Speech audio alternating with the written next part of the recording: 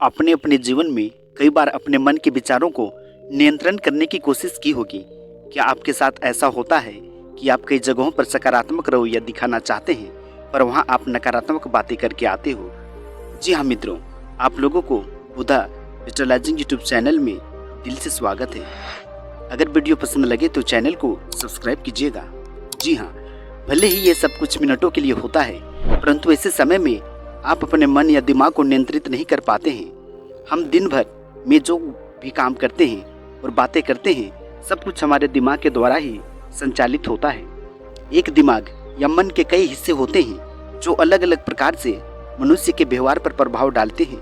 अगर आप अपने मन को काबू करना चाहते हैं तो आपको सबसे पहले यह समझना होगा कि आप अपने मन के विचारों और क्षेत्रों पर नियंत्रण नहीं कर पा रहे हैं। आखिर ऐसा क्यों?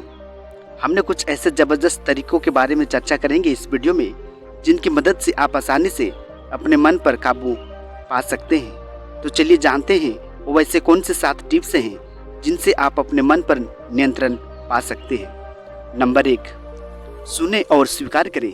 जी हाँ, सबसे पहली बात है अपने करीबी और ऑफिस के लोगों की बातों को सुने। भले ही आप उनकी बातों को स्वीकार करना चाहते हो या नहीं, उनकी बातों को सुनना बहुत ज़रूरी होता है। कभी कभी लोग अपने आसपास के व्यक्तियों की न तो बात सुनते हैं और साथ ही उनकी बातों से तंग भी हो जाते हैं। कभी कभी लोगों की बातें सुनने से कुछ ऐसे आइडियाज मिलते हैं जिनसे बहुत कुछ अच्छे काम होने की संभावना होती है। अपने मन पर नियंत्रण रखने का सबसे बेहतरीन तरीका यही है कि लोगों की बातें सुनने के लिए अपने मन को मनाएं। लोगों की बातें बार बार सुनने की कोशिश में आपका मन आपके काबू में धीरे धीरे होने लगेगा और लोगों की बातों से आपको तनाव भी महसूस नहीं होगा। नंबर 2, अपने जीवन के लिए योजना बनाएं। जी हाँ मित्रों, अपने दिमाग को नियंत्रित, तेज और सही रास्ते पर रखने के लिए योजना बनाना बहुत जरूरी होता है। एक ऐसी योजना जिसके हिसाब से आपको अपना लक्ष्य प्राप्त हो सके या फिर आपका करियर सेट हो सके। अगर हो सके तो उससे प्लान को लिखित रूप में भी अपने कमरे और हर उस जगह प्रिंट करके चिपका दे जहाँ आप हर दिन काम करते हो। योजना बनाने से आपके मन को एक सही रास्ता दिखेगा और बीच विचार में वह मन नहीं भटकेगा।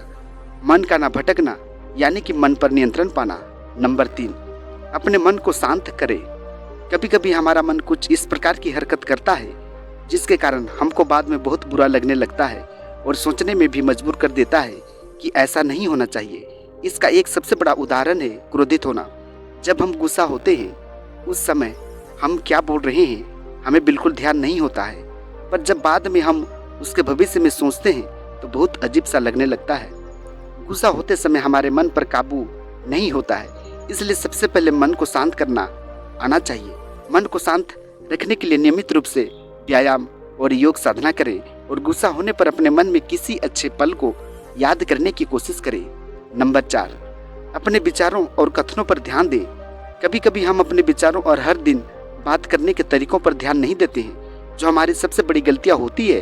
अगर आप अपने मन पर नियंत्रण पाना चाहते हैं तो आप क्या बोल रहे हैं और क्या सोच रहे हैं उस पर ध्यान देना बहुत ज़रूरी होता है। जब आप बाद में बैठकर सोचते हैं आज मैंने ऐसा उस व्यक्ति से कहा जो बहुत अच्छा था या बुरा था, तो इससे आपके दिमाग में एक नियंत्रण कायम होता है।